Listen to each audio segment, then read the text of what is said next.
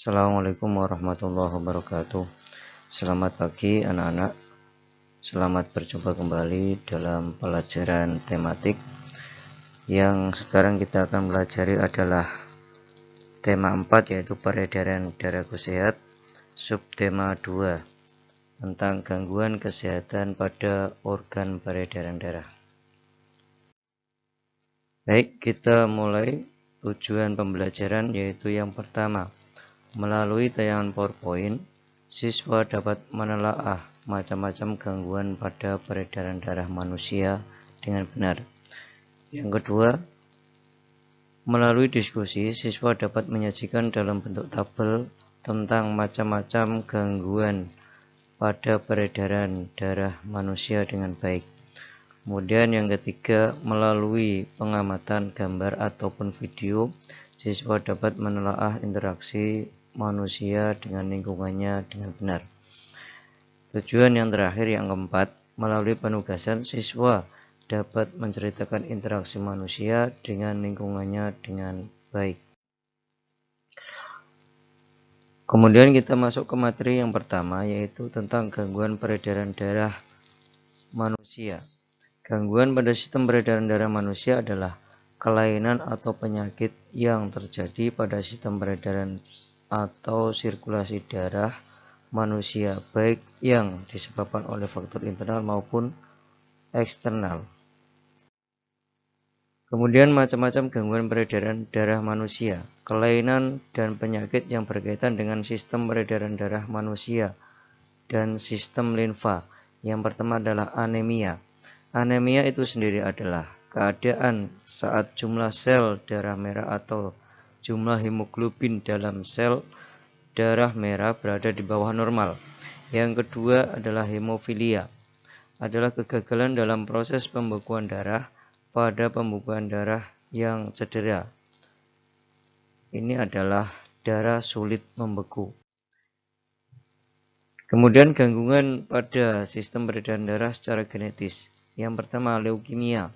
Ini adalah gangguan produksi leukosit yang terlalu banyak, jadi kelebihan sel darah putih. Kemudian yang kedua adalah siklemia, penyakit genetik akibat mutasi gen yang menyebabkan sel darah memiliki hemoglobin abnormal sehingga kekurangan jumlah oksigen dan berbentuk seperti bulan sabit. Yang ketiga adalah talasemia, adalah penyakit keturunan yang terjadi akibat kelainan sel darah merah. Kemudian yang keempat adalah hipertensi, adalah tekanan darah arteri meningkat hingga di atas normal.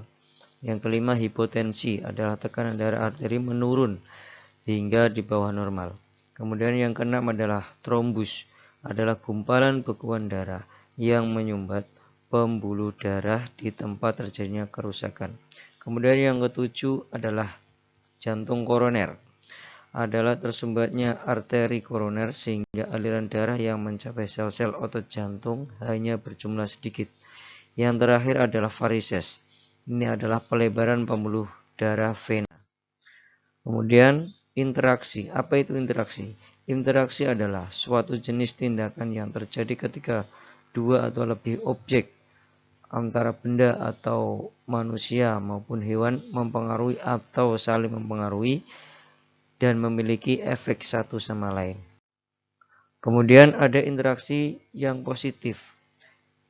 Interaksi yang positif, misalnya ketika masyarakat adat berinteraksi dengan hutan dengan tidak berlebihan. Kemudian penduduk di pegunungan memanfaatkan lingkungannya untuk bercocok tanam dengan baik.